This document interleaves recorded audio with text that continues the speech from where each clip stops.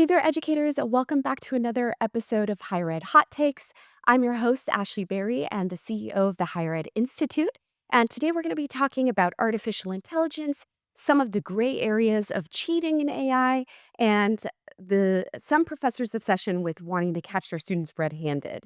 And joining me today is a very special co-host. We have Stephanie Tran. If you could go ahead and tell us a little bit about yourself. Sure. My name is Stephanie Tran, and I'm a professor of English. I teach at the community college level, so that's my main role. But in the past few years, I've been involved in a few different AI initiatives just to explore the impact on higher education. So I am on the AI task force at my college, and I'm also part of a grant team to explore an AI writing coach. I love that we started out with that because that was the first thing that I wanted us to kind of dive into. So you are partnering with the Cal State and also with the University of California to tell us a little bit more about what the grant involves. Sure. Yeah. So we were just recently awarded this 3-year grant. And my partners over at the University of California have developed an AI writing coach. And so my role would be to collaborate both with the CSU and the UC to deploy this tool in our writing courses, both in foundational writing courses and in disciplinary writing courses. And the hope is to see how we can integrate this tool into the teaching of writing, to focus specifically on process-oriented writing, writing across the curriculum, and then to help to further develop the tool in iterative stages and see if we can improve it for the user experience. Okay. And how does this differ from like ChatGPT or a Copilot? That's a great question. So, tools like ChatGPT and Copilot or Gemini, Claude, even those are all open access. The tool that we are using currently, right now, is not an open access tool. Eventually, will be open access. But the difference is that this tool is more like a walled garden, so it protects the students' privacy and data more so than those open access tools that are out there right now. And so I think that was one of our primary concerns from an ethics point of view. Also, the anything that we put into the system or the tool isn't being used to further develop the system or tool like those open access tools. So that's another big difference as well. And then we have worked with the developers to create prompts for these tools so that the tool isn't just giving students answers, but instead is engaging in a Socratic dialogue with the student in order to develop their writing skills, Mm. their research skills, their critical thinking skills. So it won't just give the student an answer the way that some of those open access tools might. So how does that work exactly? So a student puts in, let's say they put in the prompt for whatever the English assignment that they're working on is. Does the tool come back with like step by step how to, or what, can you give us kind of an idea of what that might look Yeah, like? exactly. So if a student were to put the prompt into an open access tool and say, "Hey, write me a college level essay of 1,000 words answering this prompt," some of those actually, I would say most of those open access tools will probably do just that. Mhm. But the tool that we're developing, instead, it'll walk the student through the process, and it'll give the student some feedback starting from the brainstorming process. If a student's like, "How do I get started on this?" It'll have a conversation with the student about what they already know about the topic and try to pull from that schemata in order to help the student then work through the steps one by one. So again, instead of writing the assignment for the student, it walks the student through the assignment to using the student's knowledge or prior knowledge to then further develop it. Very cool.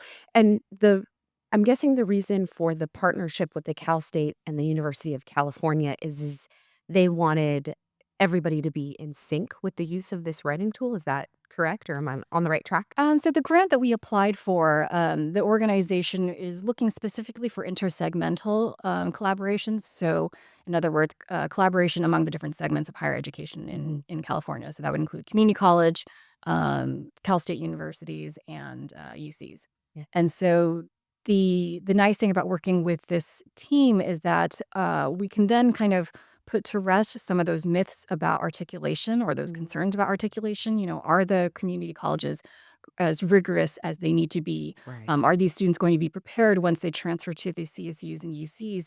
Um, and kind of put those issues to rest really and have clarification about what the expectations are as they move through the system and to ensure that students are prepared and so that there is clarity among us to really understand, well, what are they doing over at the UCs and the CSUs? Because I think sometimes at the community college levels, instructors aren't sure, well, if we're working on equity related instruction, are the UCs and CSUs going to be doing that? Are our students going to be have enough a rigorous enough education, in order to succeed there, and now we are seeing that, yes, that those same tools, those same techniques, those same strategies, are being used at that level, and so we really do need to start at the community college. Okay. So I know that you've given a couple of different, you've given several trainings on artificial intelligence and trying to get faculty comfortable with the technology and whether that's using it themselves to lesson plan or helping them to grade or aligning, aligning their lessons with their student learning outcomes or even helping them to learn how to allow students to use it in their own classrooms. So first of all, how do you foresee them reacting to this particular tool? Because I think we've had discussions about the fact that they've been somewhat resistant to using tools like ChatGPT or Gemini or Copilot. Do you see them getting on board with this? That's a great question. I think it's mixed, to be honest, and I've run in a lot of circles where people are experimenting with AI. I am part of an AI learning community that is intersegmental and statewide, and so all of us are already experimenting with it, and we're excited about it, but also very cautious about it. And in the trainings that I've done, at least at my college, and within, the Orange County area, I find that a lot of the faculty in the audience are hesitant and, are very much concerned about issues of plagiarism or misuse of the tool. And when I say issues of plagiarism or misuse, I mean when students put the prompt into a Gen AI LLM and just have it write their assignment for them and then just copy and paste it and submit it as their own. And so, yes, that's flagrant plagiarism. And faculty that I've talked to, even in my own department, have had a lot of students do that. Over Mhm. 50% of their students do that, especially faculty who teach asynchronous online classes. And so I think it's completely reasonable and understandable that faculty would be hesitant, because I think it's human nature.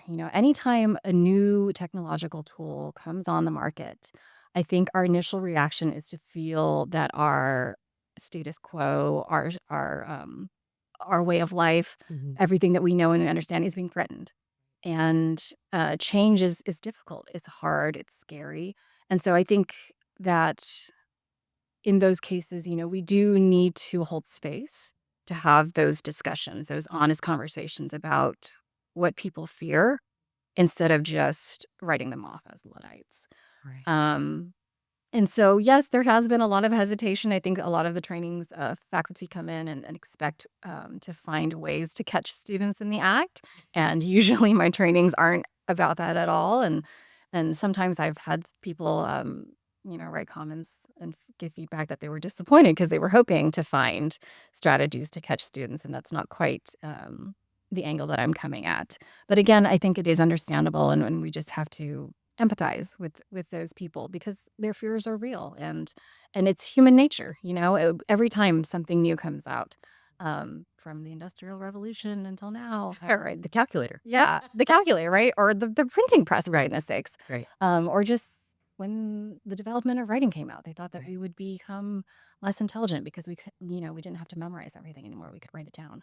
So, I wanna say that I do empathize with them because I have my own concerns about plagiarism in my class. There's a lot of writing, a lot of research that takes place in my class. But I think my concern, this is what has and in the AI trainings that I've given, is there is a fine line between concern, right? And actively wanting to catch students, right? I have to ask myself, and maybe this is a question that you've asked yourself, is what is the focus here? Are we Are we so concerned with students plagiarizing that now we're going above and beyond to make sure that, we're using sort of these unconventional or archaic methods of teaching to make sure that students aren't running to ChatGPT and copy pasting their prompt in or using, or using. So I was reading this article a couple weeks ago, and I think I shared it with you. There was a girl on TikTok. I found this so funny. There's a girl on TikTok who was posting because, kids, Gen Z posts everything on TikTok now. And she talked about how her English professor they were having them write, an English paper, and within the prompt of the English paper, there was all these instructions, right? And so she copy pasted the prompt because she likes to follow along as she's writing her paper. She put it on a Word doc, and there was formatting instructions. So she changed the formatting of the actual instructions, and she discovered in within the instructions that there was things like mention Dua Lipa or talk about Finland, right? That had nothing to do with the assignment. And it was sort of this warning of the professors are going above and beyond to try to catch you in the act of using these LLMs to do your homework. So be warned, and kind of be aware, be vigilant of what's going on, right? And so for me, I wonder, has the focus, gone from making sure that students understand, absorb, and can critically analyze the material to, I have to make sure they're doing things exactly the way that I tell them to do it, and if they're not, I'm gonna get them, right? That's my concern, is there's kind of this fine line, right? Yeah, I have heard about, that kind of technique to catch students. I think they call it the Trojan horse, Yeah. or something like that, and, um, I have heard of some instructors, kind of resorting to that to kind of make sure or catch students in the act, or some of my colleagues have gone back to, the blue books and writing by hand and getting a prompt on the spot for students and just having 2 hours to write their essay. Um and I'm in no place to tell an instructor what to do in their class, and, that's fine. Those are ways that they have found to address their fears, and I Mhm. think, um, there is a valid concern about the loss of learning. So I do wanna address that as well. I think this has been going on since COVID as well, and now it's been coupled with, the rise of Gen AI and open access to Gen AI tools on LLMs. And so, yes, there is, I think, a loss of learning. Yes, we do need to address it. Instead of going back to traditional handwritten essays or using something like a Trojan horse, I found other ways to address that loss of learning. And I've gone back to my learning objectives and really tried to look at, okay, what at the core of it, at the heart of it, what do I want students to walk away with Mhm. after a semester in this course? Mm. And how can I adjust or change or modify the way that I teach or the types of assessments that I give in order to assess a student for the learning of that particular objective? And so sometimes that means, including students in the discussion. Okay, I want you to be able to do X, Y, and Z by the end of the semester. And you do need to also write at minimum of, 5 to 6,000 words because that's what the state of California wants. How can we meet those objectives in more creative ways? And students have come up with really interesting ways to assess their learning in ways that are meaningful for them. And so when students are engaged in that way and they feel that they are getting something from the assignment, they are less likely to engage in Mhm. um, cheating like behaviors. Mhm. And so that's something that I've done. Find an authentic way to assess students, find something that is meaningful to them, is personal to them, including them in that process. Or you can also use these LLMs to ask it to help you to develop an authentic assessment for your particular learning objective, for your particular discipline. And it's a nice starting point that you don't have to, start from scratch or come up with something on your own. That there are ways that you can either collaborate with students, collaborate with your colleagues, or use these tools themselves. I think it's really it's interesting this idea of collaborating with students because I was giving a training over the summer. And one of the things myself and my partner wanted to look at was the ways in which faculty are collaborating with students to try to understand the benefits to these LLMs, but also some of the drawbacks to them, right? Why using the LLM for some things might be more beneficial than other things. And there was one professor that really stood out to me. She was teaching her students about how to communicate with donors, right? I think it was like a business writing course or something like that. And what she asked the students to do was she had them create donor request letters all by themselves. So they wrote them without any help from assistance from LLMs. And then she had them write their own thank you letters, right? And this was after they had had the opportunity to kind of develop a relationship with the donor, so they knew who they were talking to. And then she had them ask ChatGPT or whatever LLM that they wanted to use to do the same thing, to create that same request letter and that same thank you letter. And then she had them compare and contrast the 2. And she asked the students at the end of the assignment, which letters would you have chosen to send to your donors? The request letter and the thank you letter. And she said, overwhelmingly, it was their own letters.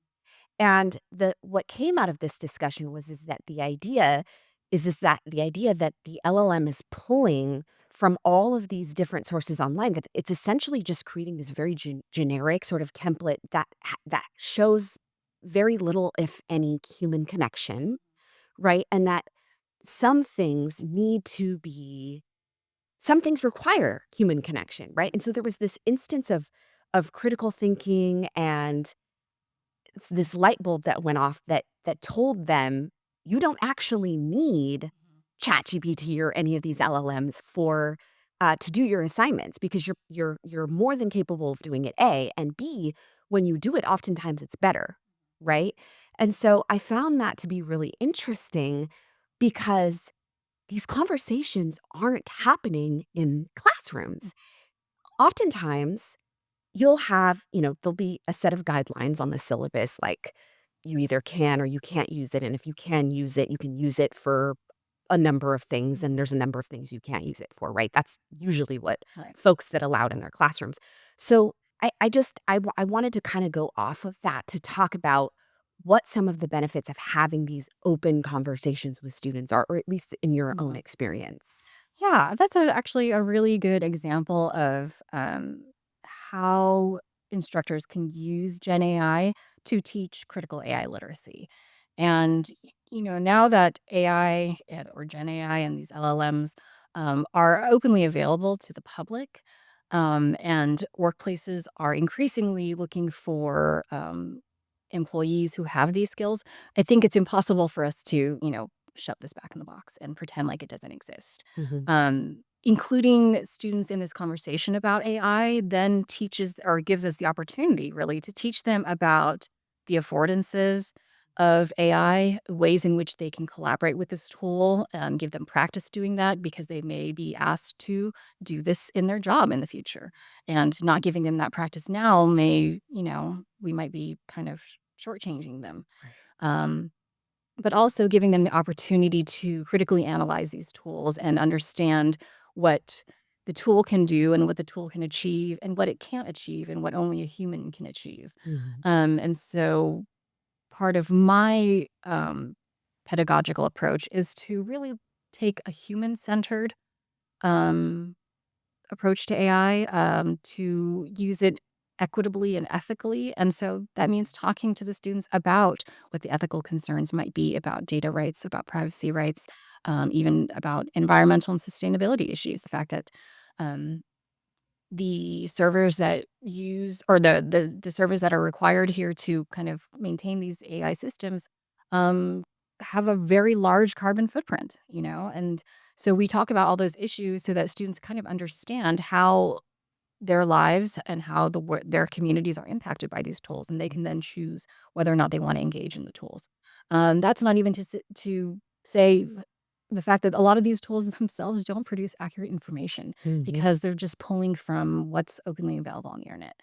And so that means double checking the work, Mm. right?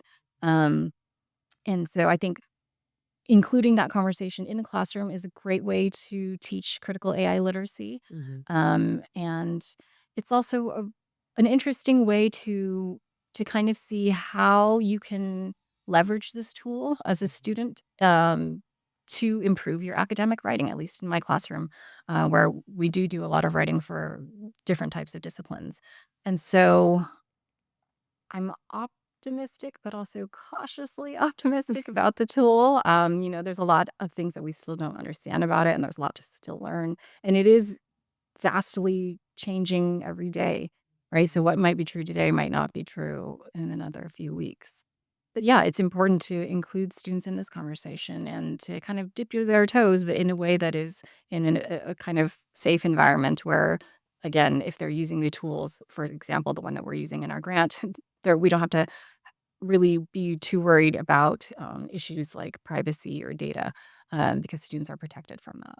So on the opposite end, right? I was having a conversation with a colleague over, I think it was a couple months ago, and she is a big proponent for artificial intelligence. And the reason why she explained to me that she allows unbridled use in her class. Yeah. So she does weekly discussion posts, and what she explained to me was she doesn't mind, and she can usually tell because it's pretty obvious, Yeah. right? It's obvious when they're using it and when they're copy pasting it. She doesn't mind if students take their prompt, copy paste it into ChatGPT, and then either use the full response or some part of the response. And what she explained to me was the reason for that is that a lot of our students, and we know this about our community college students, they're very pressed on time.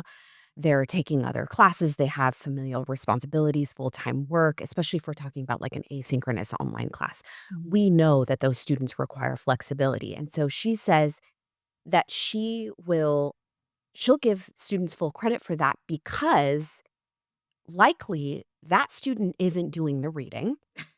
They're not necessarily following along with all of the online lectures. And so what ends up happening is they'll either write some, BS thing in their discussion post that has nothing to do with the prompt and isn't helpful for their learning, Mhm. or they'll put it into an LLM, get the output, and her hope is that they're reading it, at the very least that they're reading it, and they're getting something out of it. If they're reading it, then the tool is doing the critical analyzing, but they're understanding what the response to that prompt is, or they're getting the answer to it. So on some level, there is learning. And I know that a lot of people would disagree with that. I'm looking at Yeah. your face right, and you're going, yeah, no, I'm not too sure about that.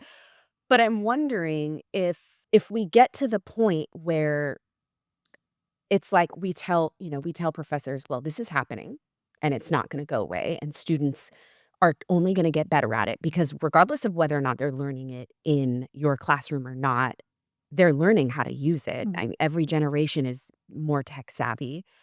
Um, the idea of students not really learning, not meeting their student learning outcomes, not leaving the class with what they need, we talk about that that's a valid concern, right? If we have all of these professors who are conceding and going, okay, well, I've been told that AI is happening and there's nothing I can do about it. So I'm just going to look past it and I'm going to allow this sort of unbridled use.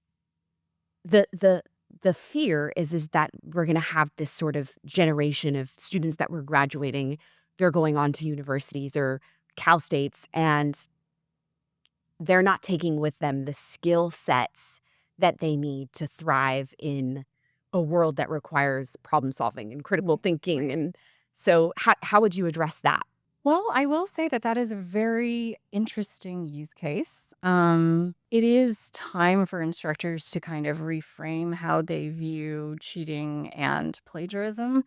There's an article, or I think it might be a book by Matt Miller, and he is an author of Ditch That Textbook. And in some of his teaching blogs, he talks about how we need to kind of rethink what is considered plagiarism or what counts as plagiarism. And so he kind of gives us as like a spectrum of, okay, there's this instance where you copy and paste the prompt into the LLM and then copy and paste its output. That's like the far end of like completely AI written, right? The student doesn't even edit the output, they just submit the output. That is completely AI written. And it's on this spectrum from completely AI written to completely human written, right? In other words, a student took the prompt and wrote it completely without any help from AI. So those are the two ends of the spectrum. And in between is like a huge gray area, right? And so instructors for each of their own classrooms need to decide, okay, within this huge spectrum, where is it okay and where is it not okay for them, for students to then, either be using or not using this tool? Where does learning happen? Where does learning not happen? I think it depends, right? Okay. The example that you gave where the instructor's like, well, the student can just completely submit this 100% AI written response and hope that the learning is happening. Well, do we know that the student read the output at all? Right. Um, but if, let's say, the student read the output and made some edits and made some changes based upon their knowledge or what they learned from the textbook or what they learned from their own life, well, now it's partially AI written and it's partially human written. So is that considered plagiarism now? Right. Right? Right. And so I think whether it's a departmental policy or a classroom policy, instructors need to decide where on that spectrum is it okay and where is it considered plagiarism. And that I think is might be a very personal decision. And Mhm. so maybe it starts at the classroom, or maybe there's like a wider policy for the department and then each classroom has their, own specific policy. But I think it's important for instructors to be clear in their policy for students, because if a student is walking into one classroom where there's unbridled use and then walking into another classroom where there's complete zero use, Mhm. they need to know what the expectations are and they needs to be clear what the expectations are and what the consequences might be if there's an instance where there might be plagiarism to one professor, not plagiarism to another professor, So I think to be fair with students, we have to have our policies very, very clear and upfront. I think a lot of my colleagues also depend on like AI detectors to kind of figure out like, is Mhm. this AI written or is it not AI written? Or there's a probability that it's partially human written and partially AI written. Um, and maybe that's another conversation or maybe something another question that you might have coming up. But that I think is a kind of like a whole nother animal to deal with as well. You mentioned that the California Community College chancellors is looking at Nectar, right? Mhm. That's sort of like the writing tutor that we had talked about it, but it would be more broad to include like all disciplines is my Right. guess, right? At least at the institutions that I've worked with, a lot of them are purchasing expensive software Mhm. to be able to detect AI in some way, shape, or form. How is this sort of contradictory in nature, right? Like, and do you think that that's a worthy investment? Mhm. I think of AI detection software as kind of like a safety blanket for faculty in the same way that when the internet came out and students could easily copy responses from Cliff Notes or whatever internet blog Right. that would interpret a text for them. And then plagiarism detectors came up, right? Mhm. And so I think of an AI detector very much the same as like a plagiarism detector. It's just kind of like a security blanket for faculty. The problem that I have found with AI detectors in the readings that I have done is that they're not foolproof. Mm. I think Stanford University and its researchers did a study on AI detectors and how accurate they were. And the study found that they were highly biased against English language learners. Um, and found that, syntactically, the sentence structure of the students' writing oftentimes were detected as AI because it followed a specific repeating pattern. Mm. But in fact, these students were not using AI at all. It's Mhm. just that's how they like learn to write in English. Right. And so if colleges are using AI detection software, um, it's important for faculty to know that, again, this isn't foolproof and Mhm. it's not 100% accurate. It's not even accurate enough that it would stand up in court. Right. You know, you really couldn't even convict a student. I don't know if I should say that out loud. But it's not 100% Right. sure, right? Because a student could, let's say they used an LLM output, and then they took that output and they put it through a paraphrasing software, which is also AI. Mm. You know, it's now been, um, Recycled yeah, it's been through quite a few different iterations. iterations. How could you really tell? Right, right. And the other kind of question that I have is I've always understood, I mean, through my entire academic journey, right? I've always understood plagiarism as copying. It's the copying of intellectual property or the use of the unlawful use of intellectual property. But because these LLMs aren't people, right? And most of the information that they're providing to us is kind of this conglomerate of different sources, which students would do anyways, right? That's how they critically analyze or that's how they do their research, right? They're using different sources to sort of analyze this thing that we're asking them to analyze. Is that is that plagiarism? Because, I mean, I know that it's copying, Mhm. right? But the question begs, like, it doesn't quite fit the definition of what we've understood classically as plagiarism. Right, exactly. And I think, that going back to that spectrum of completely AI written or completely human written, if you take a completely human written text, right, but they didn't cite any of their sources, that could still be considered plagiarism. Right. Right. And so I think part of, at least part of what I do in my classroom is if you are going to be using AI, to be transparent about it and Mhm. to cite it. And so I do teach students how to cite it according to MLA. That's the style guide that we use in our class. And so it's about being transparent. Did you get help in writing this with the tool? Did you use the tool to help you develop the outline or Mm. help you edit your grammar? And as long as the student is transparent and cites it, then at least in my classroom, it's not considered plagiarism. And I think, as we're all learning how to use these tools as well, as students, as instructors, I think there also, needs to be a little bit of grace in that mistakes can be made. Mhm. um, and it's important to have a conversation with a student if you do suspect that perhaps some kind of policy has been broken. Right. Um, I found that in my classes, I do allow use of AI, but it is conditional. Um, there are very few cases where I have students who have, you know, completely cheated by just copying and pasting from the AI tool. And when it has come up, it's maybe one or two every class period, or I'm sorry, every class section. Um, they always own up to it. Oh, Yeah, they own up to it, and I ask them to redo the assignment, and that's their punishment right there. Is they have to start all over and actually do the work. and do you deduct points or anything like that? Like, is there any other consequences that they have to face for sort of It depends on the how egregious the case was. okay. Yeah. Okay. And do you ever have, like, any repeat offenders? No. Okay. Yeah. I So once think they get caught the first time, they're yeah. like, "Never again." Exactly.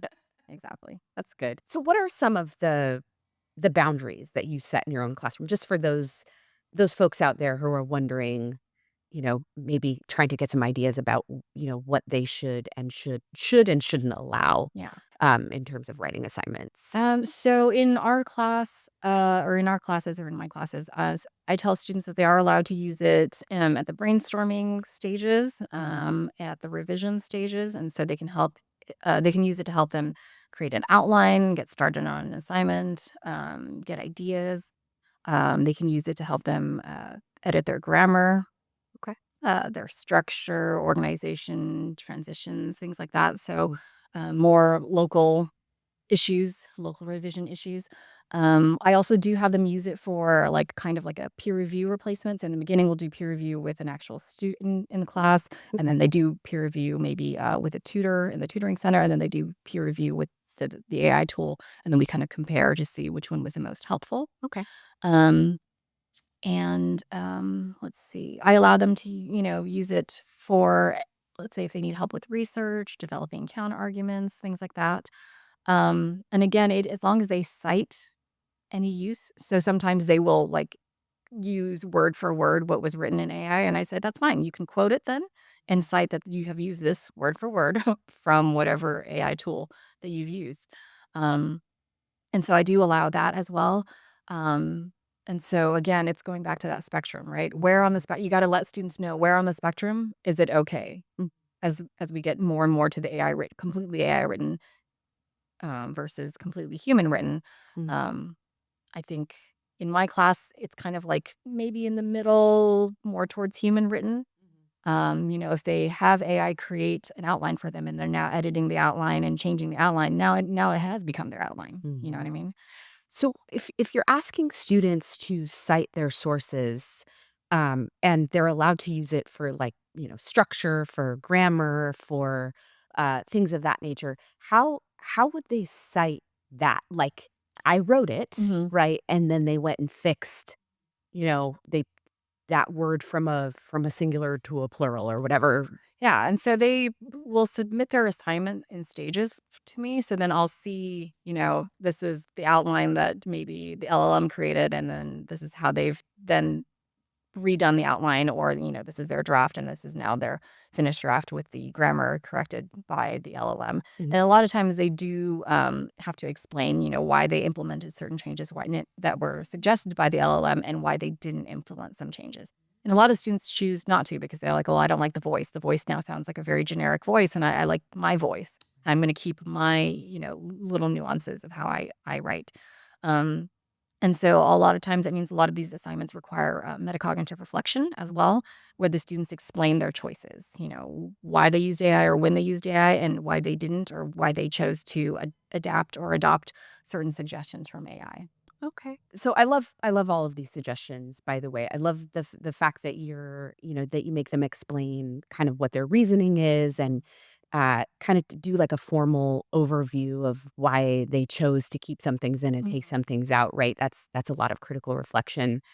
Um what would you say to professors who aren't comfortable using the technology themselves, and that is why they don't, for instance, allow it or implement it into their own classrooms or try to teach students how to use Mhm. it? Because, we have a lot of professors who've been teaching for 20, 25 years, right? And they've always done things a very certain way. And the technology itself, even in using it, even in learning how to use it, it just makes them very uncomfortable. What would you say about, if a professor came to you and said, "I love that you have students turn it in pieces, reflect on how they use it, explain why they used it versus why they didn't use it. But I myself am not comfortable with it, and so how can I be comfortable with students using it?" Mhm. I think that's a great question. The use of Gen AI does pose a lot of ethical concerns. And so, for folks who do not feel comfortable using the technology, I think, again, that's a very personal choice, and I respect that choice. If an individual themselves decides, I don't want to use this tool, but I will allow my students to use this tool, Mm, then I think the learning curve for the faculty member is to at least learn the basics of, okay, what does the tool do? What can mhm, it produce? And I think even if the faculty member has like zero knowledge, as long as they require that metacognitive reflection on the part of the student, and the student is walking the instructor through the use, through their own metacognitive writing or reflection, then I think that's perfectly okay. It is a very personal choice. I would never tell someone like, "Hey, you just need to get over it and like learn how to use this tool because that's where we're going, folks." Um, some folks may be very technologically inclined, but they don't want to use it for ethical issues, and or, for environmental issues. And I think that's very valid. Right. And so, again, as long as they're very clear with their Mm. students on what the parameters are, I think that's perfectly fine. If they decide, I don't want to use this tool and I don't want my students to use this tool, again, it's a very personal choice. Right. Um, and as long as the student is aware that Mm. this is how this classroom is, Mm. and the student can make the choice. So that rides on the tail of academic freedom, right? That we should be able to teach our classes in whatever way that we choose, right? Obviously, there's best practices and there's high impact practices and there's highly recommended, right? But in the end, we have so much freedom within our classrooms. But I think one of the main concerns is this is something that I've gone over in almost every single training that I've ever given is equity. So we have this highly technological world that we're living in, right? And access to answers at the tip of our fingers everywhere we turn. And industry is embracing it, right? All of the big tech companies and even the non-tech companies, Mhm. right? It's in healthcare, it's in education, it's in criminal justice, it's in they are adopting some form of artificial intelligence. Right. And the assumption is that folks are getting on board with it, right? Because the benefits, at least for businesses, are Mhm. great, right? It's efficient. It catches all kinds of human errors, right? It allows folks to work faster and better in some cases, maybe not in all cases, right? And so I worked for previous to me taking on teaching as like my full-time gig. I worked for a program where I would communicate with like a lot of these industry professionals Yeah. because I was always trying to I worked with really vulnerable students. So I was always trying to get them jobs, right? So that they could, work while they were going to school. And one of the biggest complaints from every industry professional was this this inability to problem solve, to critically analyze, right? That they would hire college students and college students wanted to be told like what to do, how to do it, right? More or less the way that they'll Right. ask us like how do I get an A, Right. right? Right. They're looking for that constant like that feed of validation, right? And so my concern with professors who are not allowing any type of AI because of their cheating or plagiarism or Mhm. because their ethical concerns is that we have all of these industries moving in the direction of we're embracing AI and we need students or paraprofessionals or professionals who are also embracing AI, who are learning how to use it, who are learning how to critically evaluate it Mhm. to look at an a set of output and go, this is good and this isn't, and this is what I'll change and this is what I won't, and right, and if we're graduating students who are going into these professions without the knowledge to be able to do that, are we placing them at an inherent disadvantage? That's a question that I've also kind of struggled with, and I think that's why I decided to incorporate the use of AI into my classroom because I don't want to do my students a disservice um, after they transfer out. I serve on the AI task force at my college with one of the counselors in career and technical education, and she has that very same concern that industry demands these skills. I think I did a search the other day, and the top skills that employers are looking for in 2025. And machine learning and AI is like number 2 or something. It's right up there, along with, problem solving, critical thinking, communication skills. Those are always on there. Um, for the faculty who decide, I'm not going to include AI in my classroom, I'm going to teach critical thinking and problem solving in other ways, and that's great. There are still other ways that we can still teach those skills without the use of AI. Mhm. And again, that's a personal choice. When it becomes an issue of equity, I think that's where, again, for me, I've chosen to incorporate this tool in an ethical way because I think studies have found that students, particularly neurodivergent students find these AI tools very helpful, at least Mhm. the AI writing coach. And I've had neurodivergent students in my online asynchronous classes who have said this is helpful for me, or students who don't have access to a human tutor at 2 in the morning, which is when they're doing their homework on the weekend, right? Um, and so for those students, I think. this kind of tool could be a boon and it could really help them with their academic success. And so I wouldn't want to rob those students of this opportunity. Um, and of course, systemically, we've had cases where students don't have access to the tools that they need, and I don't want to add to that, And I think if AI can be a tool that can help close equity gaps, Mm. close these opportunity gaps, then why not give it a try? Yeah, absolutely. Yeah. I 100% agree with you.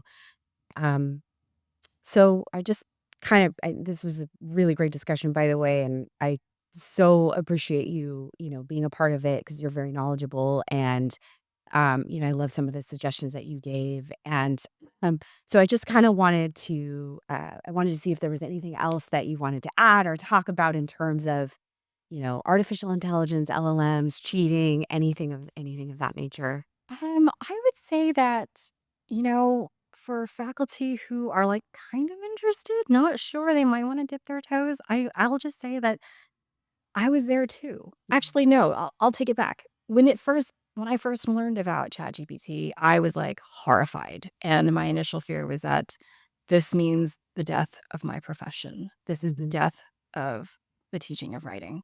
I am no longer necessary or needed in this world. I don't have a job anymore. And so I mourned that death. And I think we don't give enough space for that Mhm. for faculty Mhm. to have time to process that, because it is a real fear, right?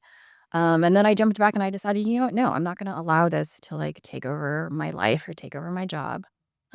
This could be something interesting, right? And once I started to explore the tool, to check it out, to test it out, even just to put my own essay prompts into it to see, what kind of essay could it produce, Mhm. um, that really encouraged me to kind of take a more critical look at my own curriculum and see what I was doing and how I could improve and change. Because I don't want to teach the same old curriculum for 30 years. Like that's horribly boring. Yeah. Oh my gosh, like I want to improve and be better too. And so if this is a tool that can help me improve and be better and have more engaging assignments that students actually want to do, then Right.